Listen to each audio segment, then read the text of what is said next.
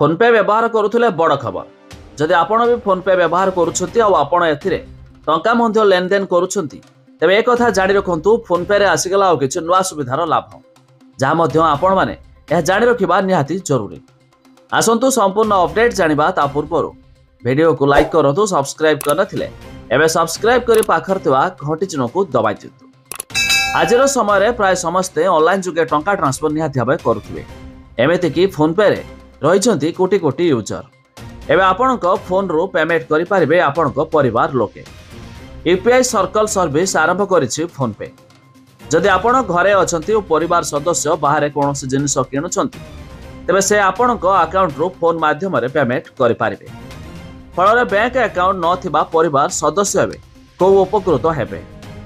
PhonePe UPI circle आरंभ हेबा द्वारा पेमेंट आहुरी सहज होइजिवो। यूपीआई सर्कल व्यवस्था द्वारा एणिकी आपणक अकाउंट रो आपणक परिवार लोके किंबा के विश्वस्त भी पेमेंट करि पारिबे।